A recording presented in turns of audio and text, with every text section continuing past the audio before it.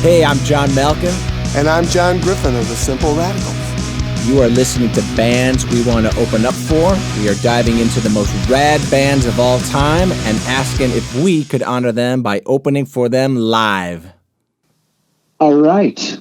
Another edition of Bands We Want to Open For. Yeah. Well, thank you guys for having me on. Yeah. Hey, Ethan. We are How's the it going, Simple John Radicals. and John? Yeah, we're the Simple Radicals with John Malkin, and sitting next to me in the studios, the Crime Dog Studios outside Chicago, Illinois. Chicago to Norwalk. This is great. That's right. You got to love technology.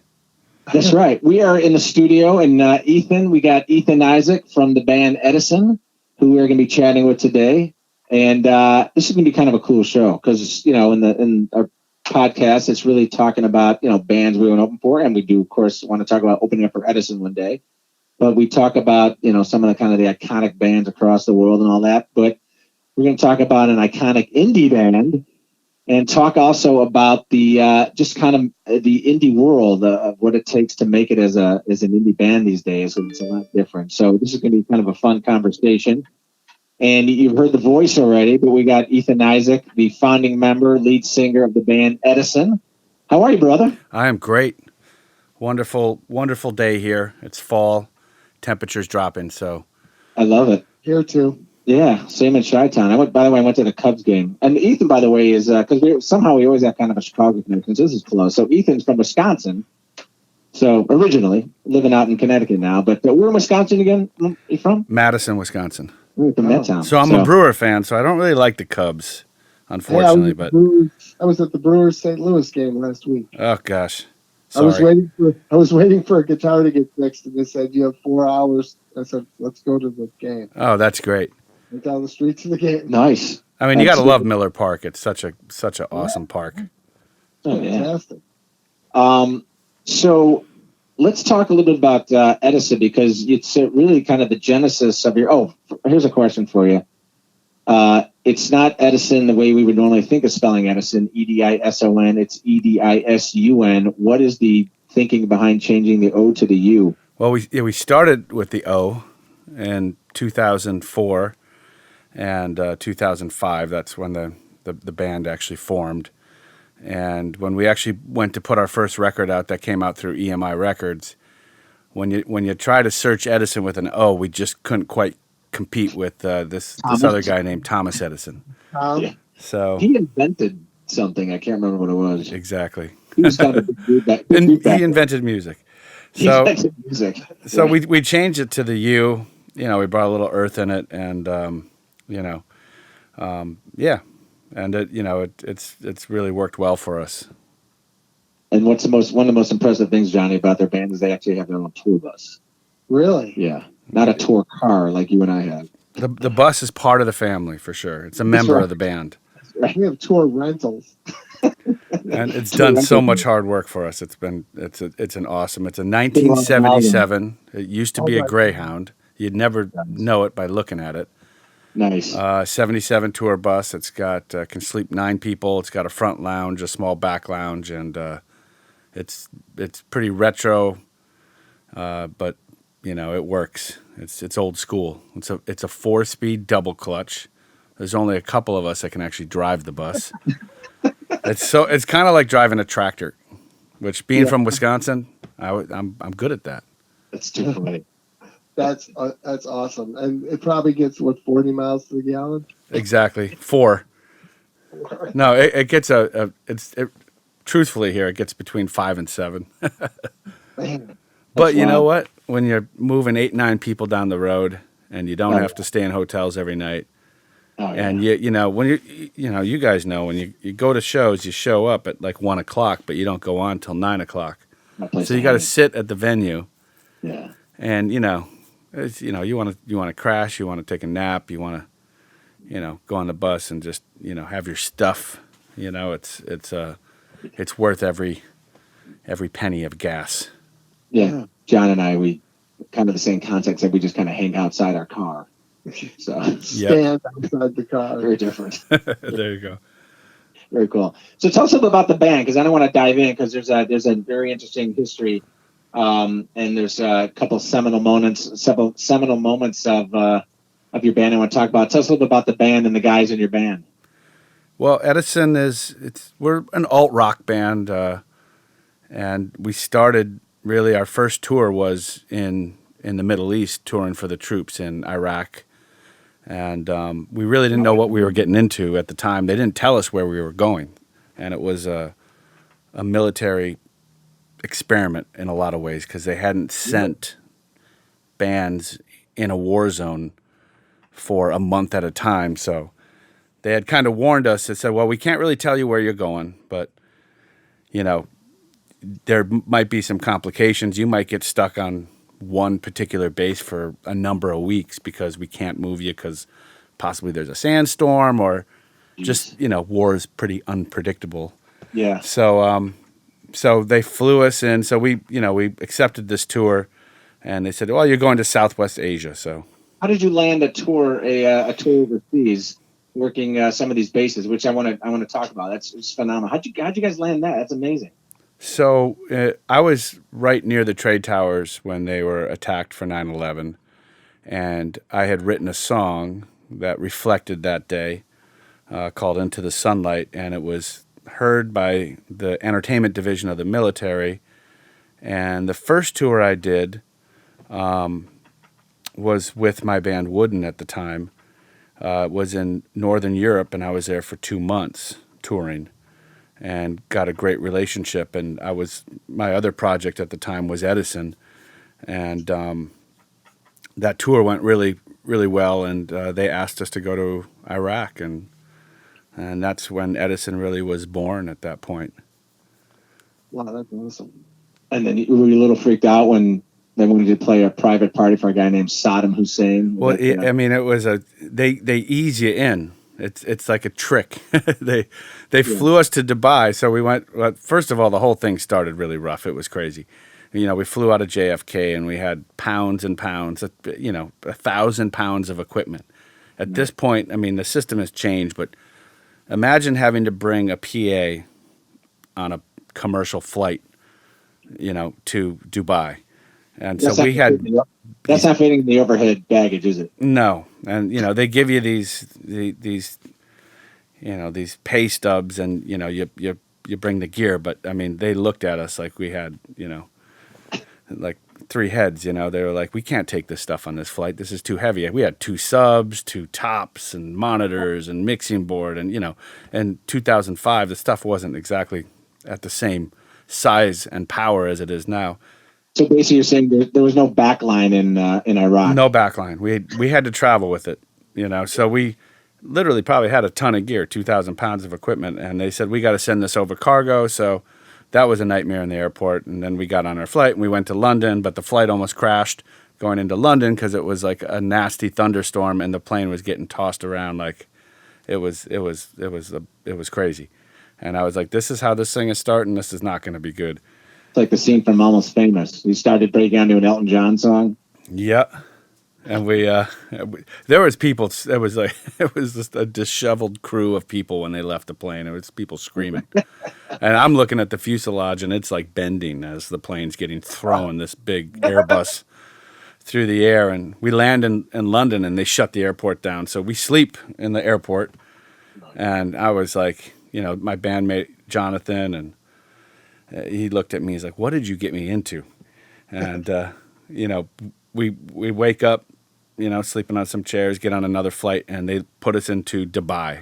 And this is where they ease you in. We're staying in a 5-star hotel over there, and we're like, "This is great. This is we play a base in Dubai, and it's good living at that point."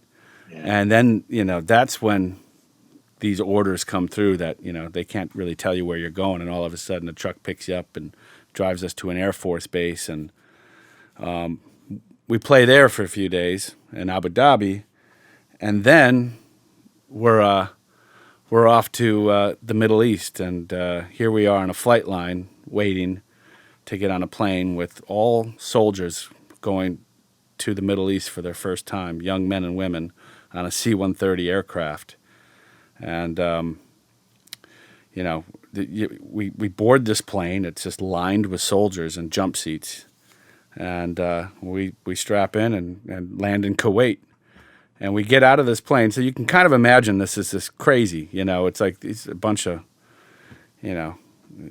kids from the, from the East Coast and the Midwest. Here we are in the middle of a war zone, and you get off a plane, and we don't know even who to talk to.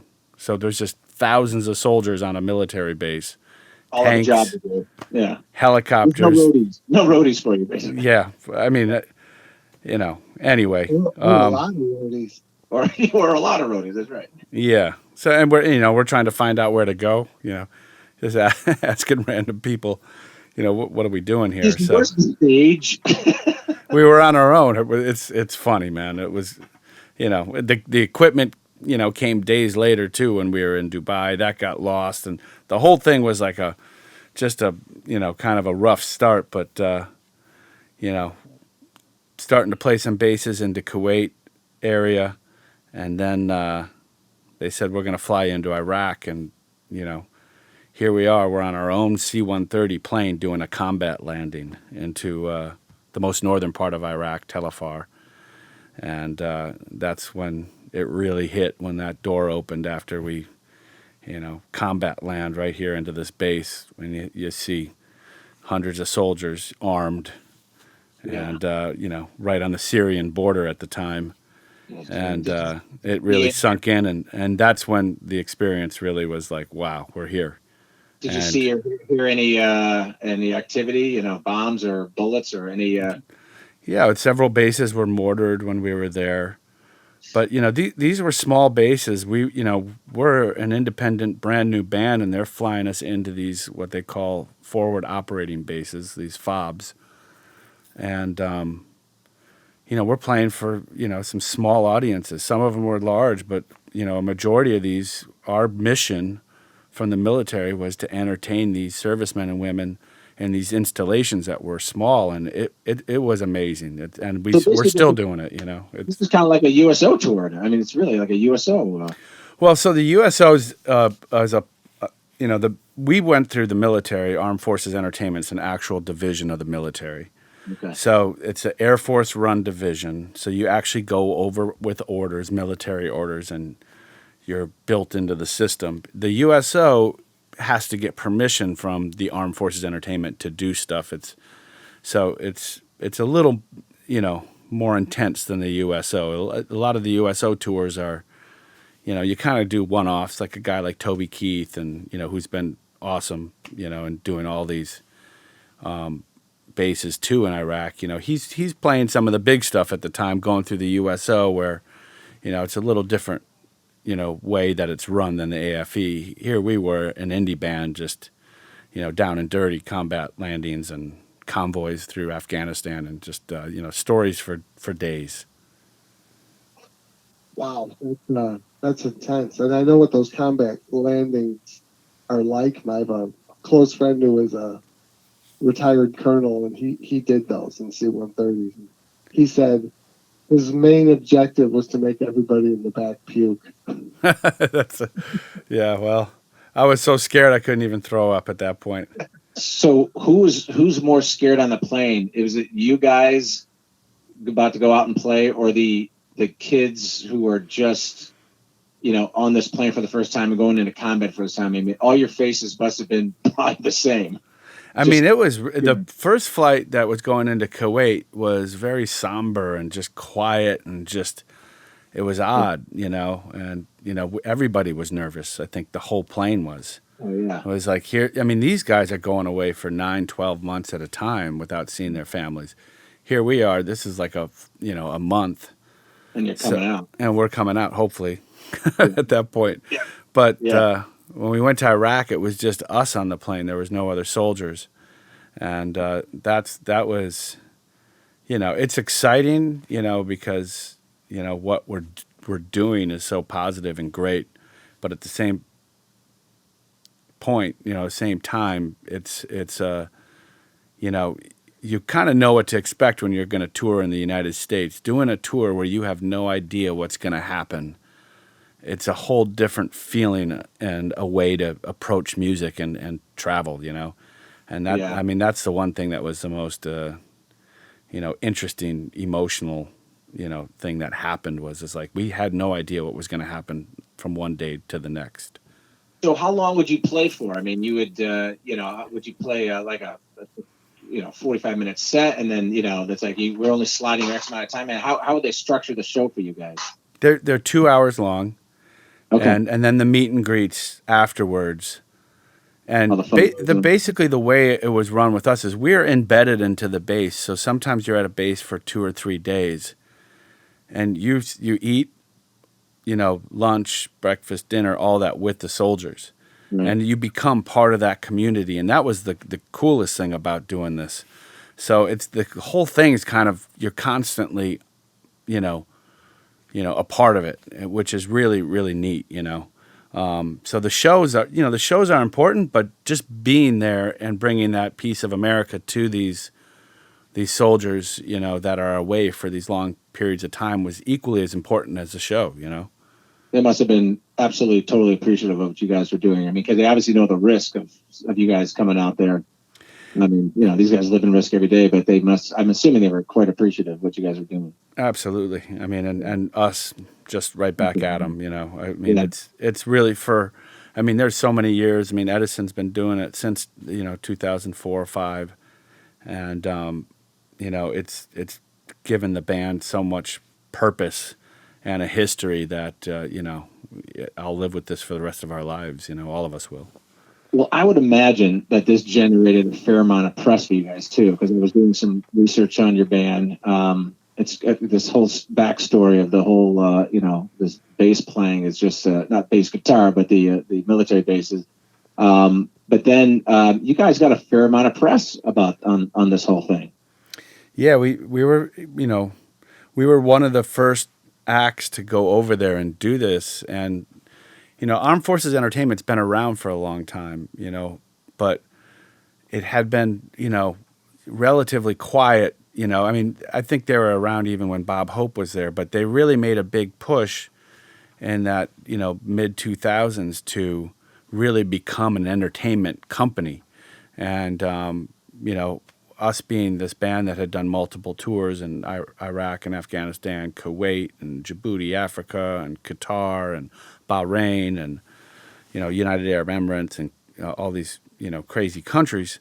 Rolling Stone did a featured story on us and the Wall Street Journal and Charles Gibson from World News Tonight, comparing us to the modern day Bob Hope. It was fantastic to be able to get that recognition. And, like I said, we all have that for the rest of our lives, and we're still doing it. So this would be a good time to kind of transition into just the whole indie band, dynamic as we know it today. The Simple Radicals, indie bands, you guys, indie bands, and all that. So you come out of this. I mean, you dive into this incredible experience.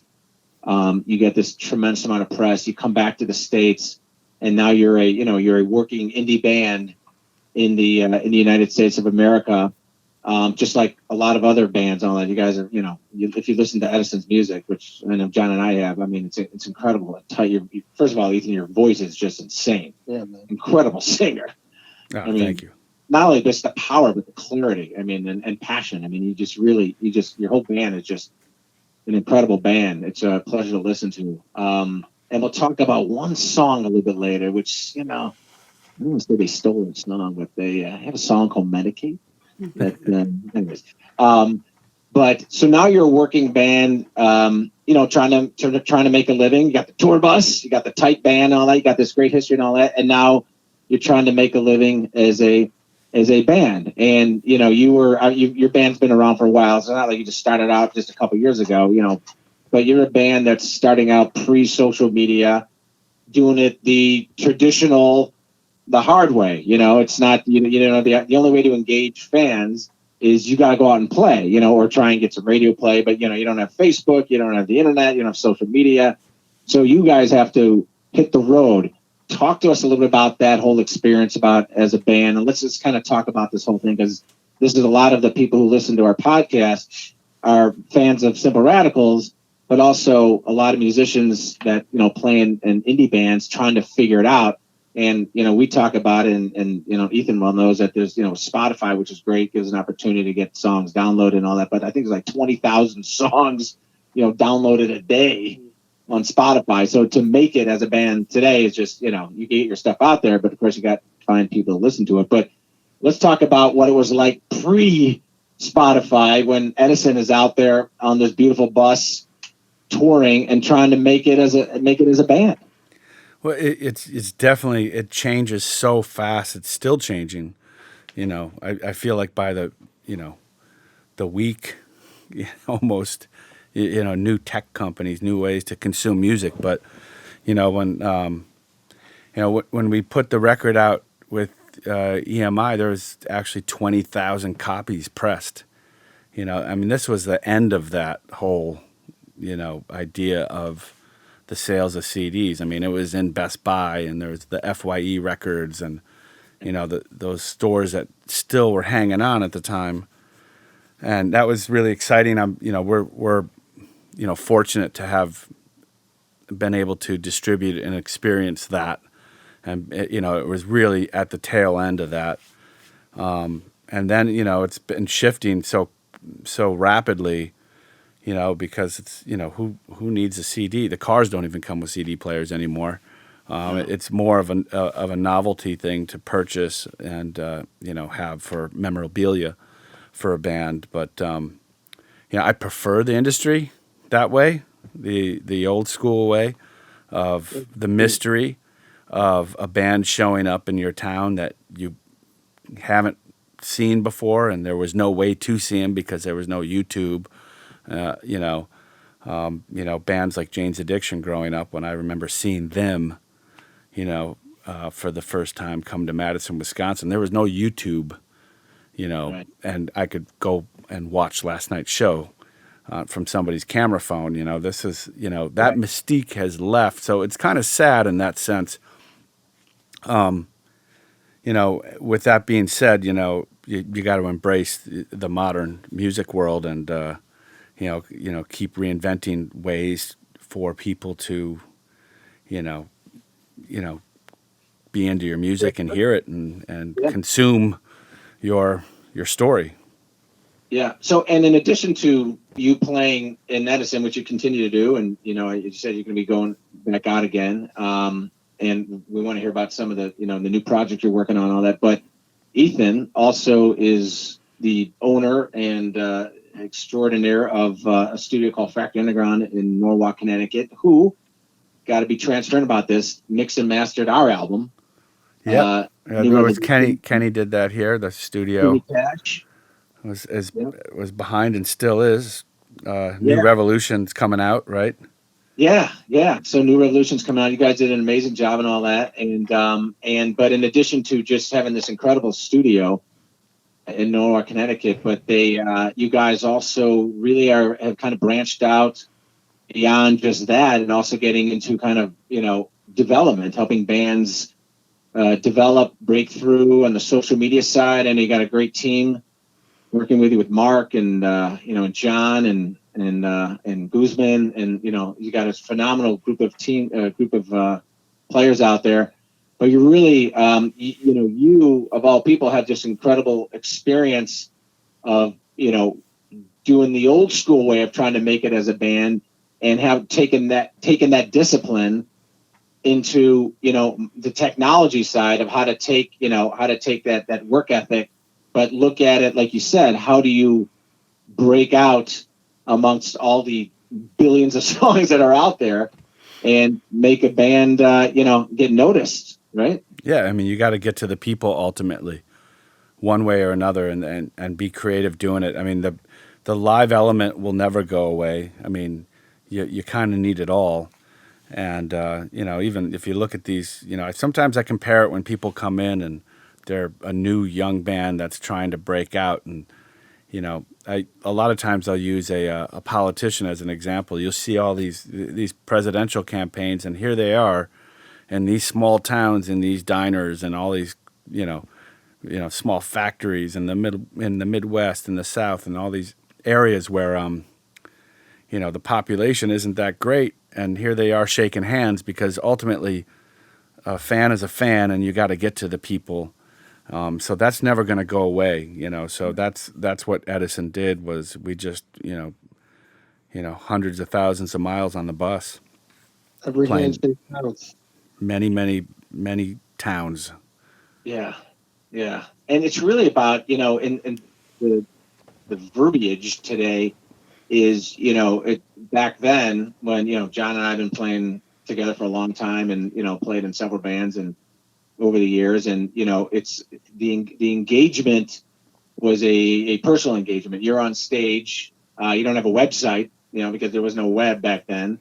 But it's about getting engaged and building up a fan base by word of mouth, and hopefully moving some vinyl, and trying to get your song on the radio. There's a lot more rock stations back then. I mean, the rock stations have definitely dwindled. There's still a good community of rock stations out there to give bands like us an opportunity to be heard. But it's a totally different form of engagement now. I mean, it's not about. I mean, yeah, like you said, it's about playing live, but Ethan, you can talk about this because I know you're working with us and you're working with other bands. It's about getting, trying to figure out how to engage fans, even if they don't see you in person. Absolutely. I mean, it's, Instagram, Facebook world, and YouTube is, sometimes more critical than, the touring. You have to have the whole package. You have to have that story and, that thing that makes people want to come out and see you, that makes people want to come back, makes people want to support. There's a lot of music, fans out there that want to see bands and artists do well, and you want to get to those people, and put on a great show. That's right. Yeah, there is support out there. Yeah. I mean, these fans, they're not stupid. They know how hard it is now. It's everywhere. People, they can see what it takes. So you got to win the hearts over, and it's you got to play your heart out and have a great show and make great music, and spend time with the fans too. It's different. The rock star days are over. You'll see some of these superstars out there, and they're in the meet and greets afterwards. They're out there shaking hands, meeting their fans because that's what they got left. The sales is just it's gone essentially. That's exactly right. I mean, at the very, very end of the day, your music's got to be good. I mean, you gotta have a good product, right? And you have to have a good merch table. And a good merch table, yeah. So, were you able to sell merch overseas at the airport bases, or not really? No, it was really neat. What happened was we gave everything away. Oh, I'm sure, and we still do. That's the great thing. We would press at the time. The first tour, we pressed 1,000 CDs and took them over there and just handed them out.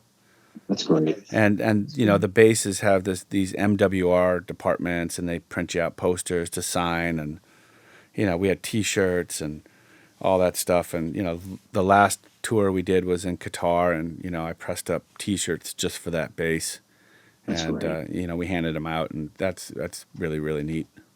And you've been out there more than once? Yeah, we've been out there. We've done dozens of tours. Wow. We Guantanamo Bay and all over Northern Europe and Iceland when they had a base there, and we went out. There's Diego Garcia. It's probably one of the most remote places I've been. It's a island in the middle of the Pacific Ocean that there's only one flight a week goes in and out of there. Dropped us off. We did a show and hung out with the soldiers for a week. Probably not JetBlue. No, not JetBlue. You're not getting your Bloody Mary on those flights either.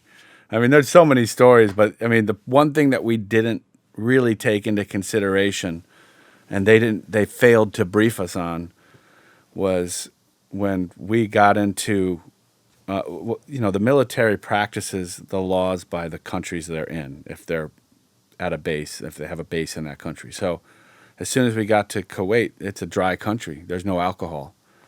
So here we are, we're a rock and roll band. That's what we do is drink. It's like quickly became a detox tour for the band. I remember looking at the bass player, Jay Sally, at the time.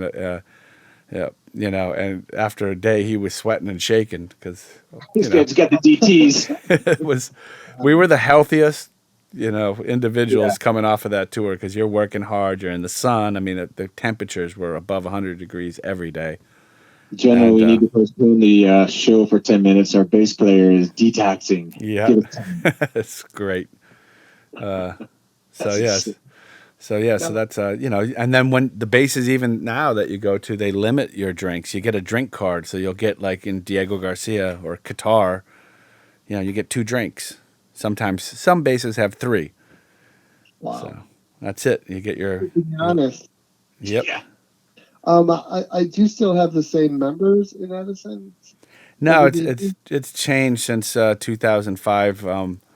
Right now, Joel Kelly and myself are, and Jeff Hatcher have been principal members. Mike Russo, bass player, has come in after James Cruz had left and played with Gavin DeGraw for a lot of years. But you know what? The whole base of Edison members is still together and and living life. So it's been a long ride, but yeah, it's Well, a your lot. success story. I mean, just to continue to have your band after so many years. I mean, a lot of bands, especially as an indie band, and you guys and what you've gone through.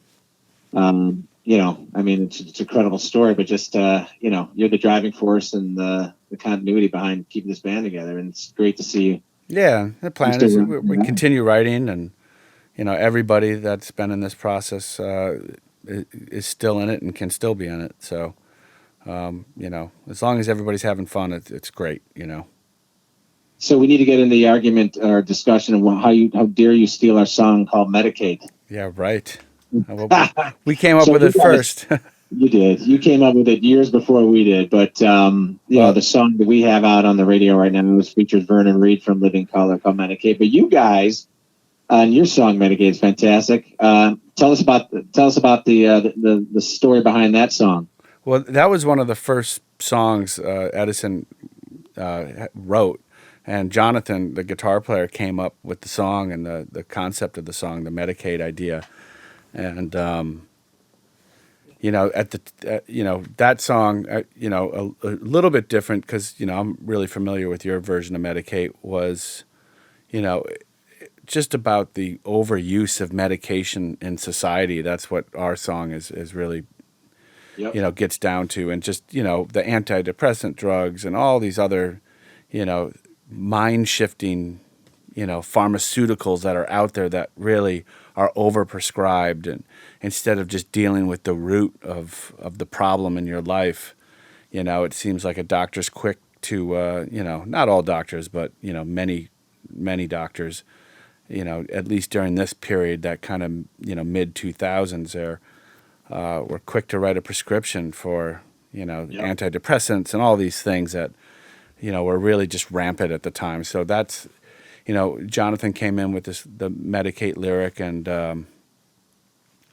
him and I finished putting the song together, and it was actually kind of kicking around for 5-6 years before it actually got released in 2010 on our first major release. That's great. Well, it's a great tune. So I tell you what. So essentially, Johnny, we kind of stole their idea. So Yeah, we didn't mean to. directly. No. We didn't know you guys at the time, so because that's actually the song that we went in to have them mix and master first. So And Vernon Reed played on it, which was amazing. yeah. got So Vernon for Reed. us here at the Factory Underground Studio, it was so, we were working on the song with you guys, and then you say, well, Vernon's going to do a guitar track, and so all this anticipation here on waiting to get this track to add into the session was just, it was cool. Because I mean, Yeah. he's a hero of mine. I mean, Living Color was, I remember seeing them at the student union in Madison, Wisconsin, and it was a life-changing band for me, a life-changing show. It was so insane. I mean, it was just like that was one of those bands pre-internet, pre-YouTube, all that stuff, where it was like, this band's coming into town, cult of personality, and like people are showing up with that idea of like they don't really know what they're going to see because you couldn't watch last night's show on YouTube. I'm right with you. So I mean, what a great. I mean, I'm glad that I was able to experience music like that growing up. I think that's the thing now. It's like the biggest disappointment is that mystery has really kind of left the building, so to speak. Yeah. Well, I'll tell you what, man. People can make up their mind quickly, you know. It's like, they see a bad YouTube video of a band. The band might be a lot better than what they're really watching, you know. Yeah. And everybody's filming you. Everybody's filming you all the time, so it's just you think about music. It's different, you know. That's all. I mean, we've embraced it, and I'm, all about moving forward in the modern music business. But man, it was awesome not having that, that element. Yeah. I'll tell you what. Let's check out Edisun's song "Medicate." It's a freaking rocker, man. Check this tune out. Here you go. "Medicate" by Edisun.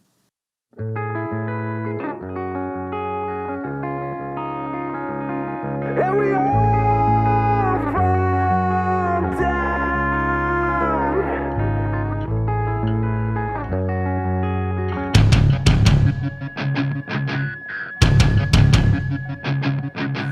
All this medication is making me so dizzy. All this repetition is faking out my memory.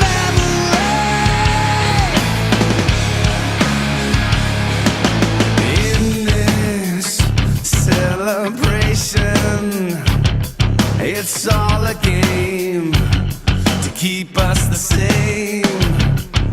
'Cause all this medication, it's making us so dizzy, and we all fall down till we all come around, and we all fall down till we all come around.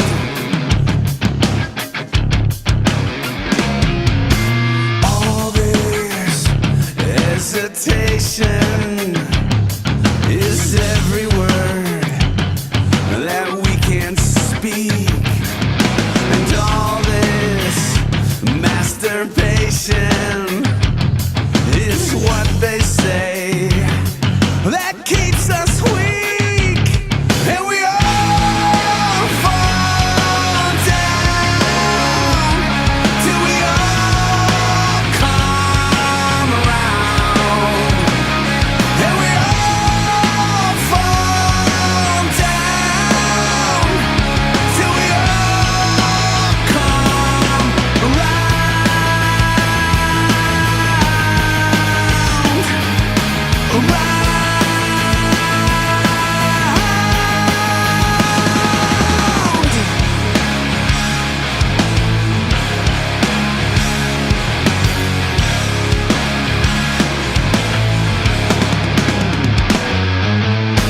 Give it up now, give it up now, give it up now, give it up now, give it up now, give it up now. And we all fall down till we all come around, and we all fall down till we all come around. Give it up now, give it up now, give it up now. Do we all come down?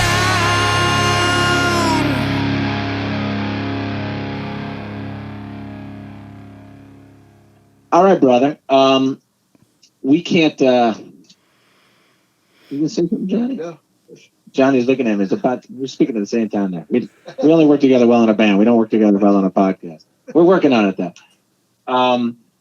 So, and your future projects with the band Edisun, you're going to be hitting the road again and doing some more touring. Writing some new material, getting the clutch fixed on the tour bus. You're going to get that thing locked and loaded. But then you guys are going back out and doing another base, a military base show. Yeah, that's the plan. By the end of the year to do another 1 or 2 shows for the soldiers, and hopefully 2020 brings us some great tour plans, some new music, all that.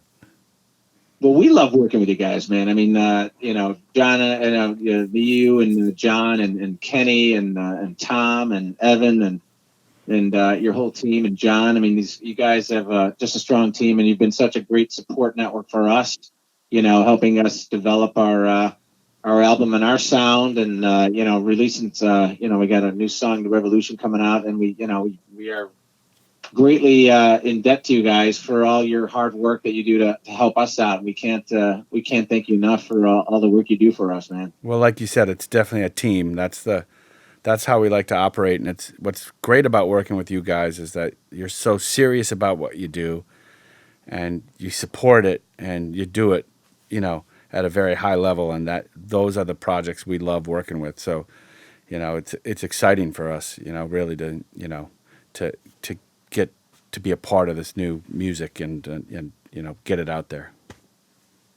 I love it, man. Thank you. Thanks, Evan. And and you bring up a really good point. There's 2 things that we kind of like, in the indie band environment these days. It's not really about releasing albums anymore. It's really about releasing singles these days, right? I mean, you want to write a lot of songs on that, but it's really galvanizing behind a particular song. I mean, and before, when we were playing out, and we were working on albums, and we would promote our album. But now, a lot of the effort is really just to promote a particular single. I think so. I think it's really, there's a lot of power in, it's not just the music, it's the visual component of the song too, right? So if you put the single out, you want both of those elements really done at a high level. So you finish recording a song, now you got to make some sort of a video for this thing, and that is as much work as it is making the song, and then you got to promote, those different aspects of it. So I think focusing on, something that's really, the one thing that could be really great, and making it great, there's a lot to be said for that. And you really need a team too. I mean, it's just, you really can't take for granted anymore. It's, you've got your song or whatever album or your individual single, but then you really have to pull together so many different components, right? I mean, you've got obviously your social media, but then you've got to figure out on the PR basis, on the publicity basis, you have to get a team working with you on how to figure out ways, ideas to try and break through. Obviously there's the playing. I mean, it's not that it's changed, but it's a whole different line of thinking. Yeah, you have to be unique and different. Right. And you got to have a story and stories, there could be several stories over the course of a year for a band, but everybody's trying to do social media. Everybody's making music videos, and everybody's releasing music. So what more can you do to separate yourself? And then a lot of people are going and playing shows and touring, and it's saturated. The live market's saturated. Everybody's trying to get a slot. Some nights there's 8 bands playing. It's crazy.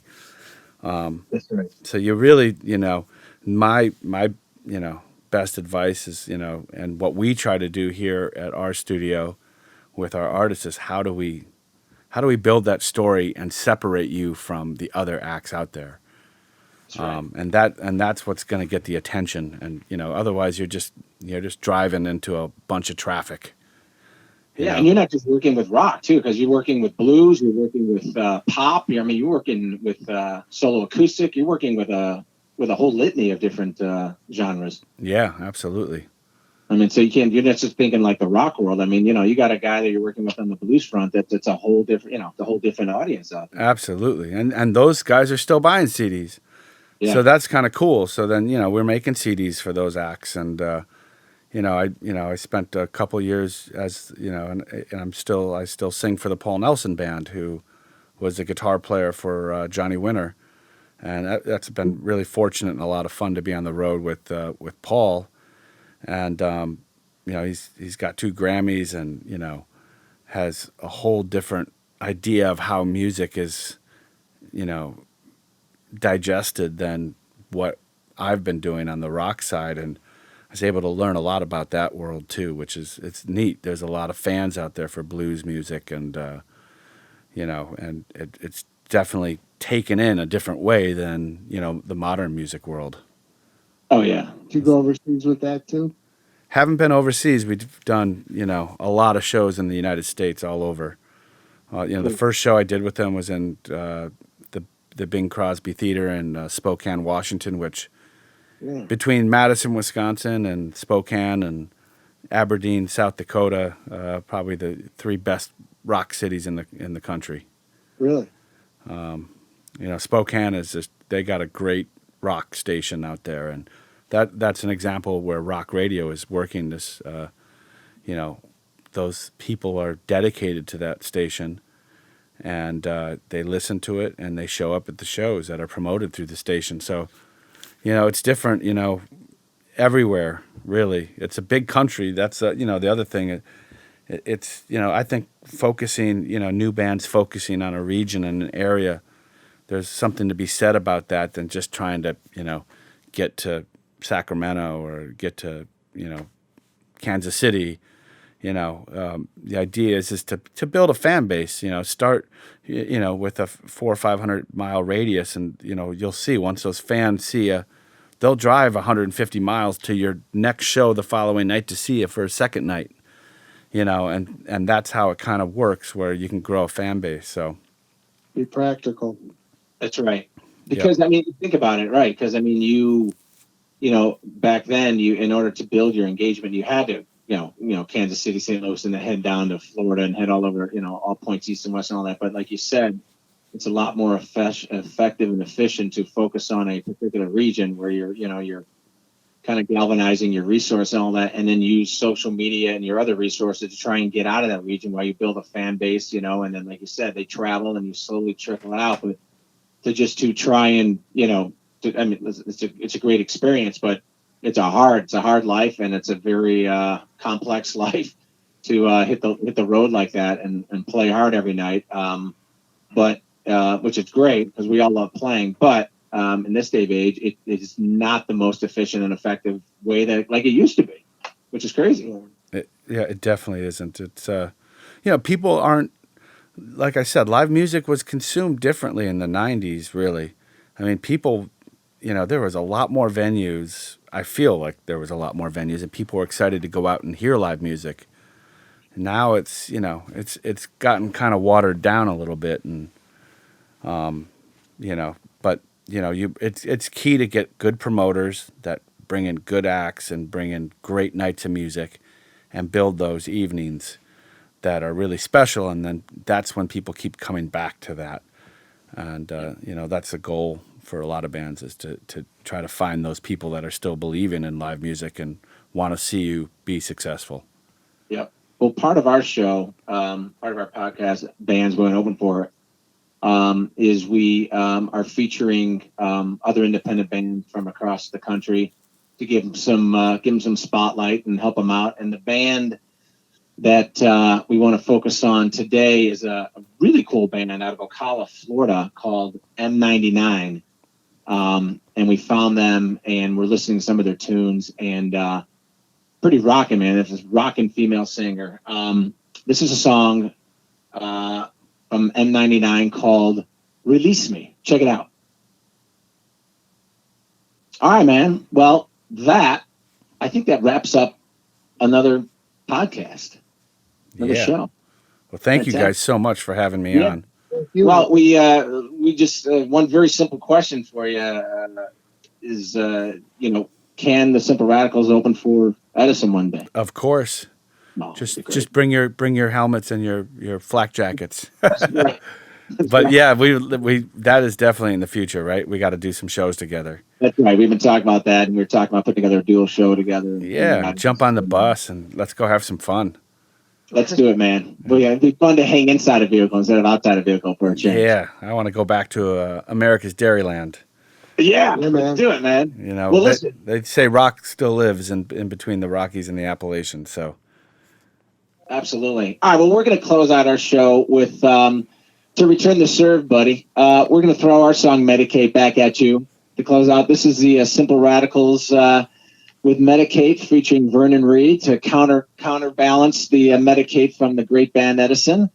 And check it out. And all you Radical fans out there, thanks again for listening. Keep rocking and stay radical. Johnny, any last words? Ethan, thank you. thanks, guys. Thanks, brother. And we Thank will you talk very much. soon. All right. See you, man. Have See a you, good buddy. night. All right. Bye.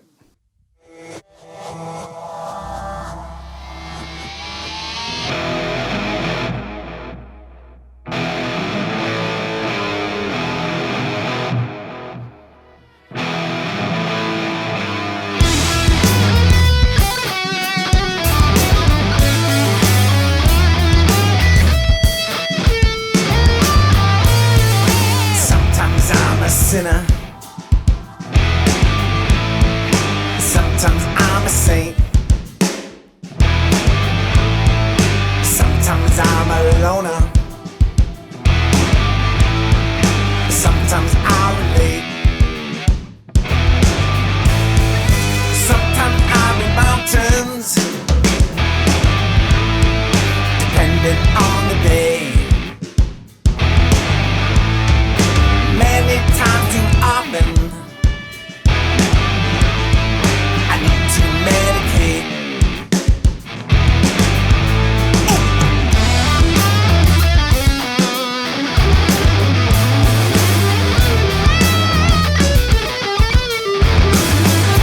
So I take when I'm conscious.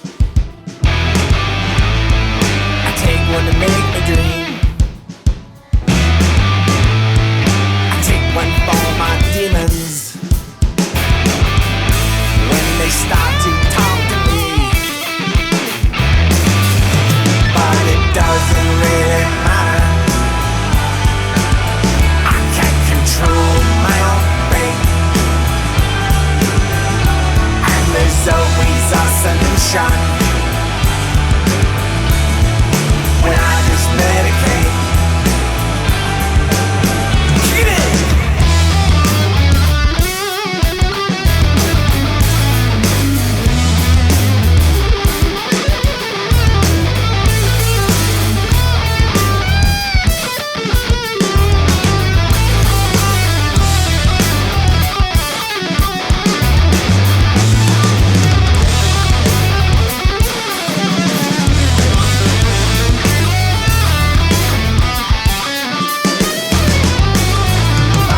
Doesn't really matter. I can't control my own fate. And there's always a solution when I just medicate. Doesn't really matter. Doesn't really matter. No, it doesn't really matter. Doesn't really matter. No, it doesn't really matter.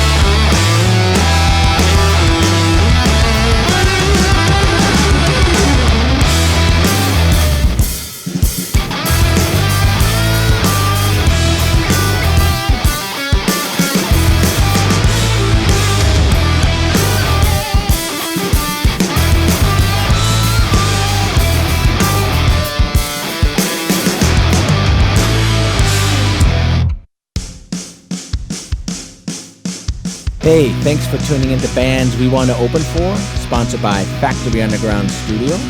If you liked what you heard, follow us on social media at Simple Radicals and tell us what band we should open up for next time. Tune in next week.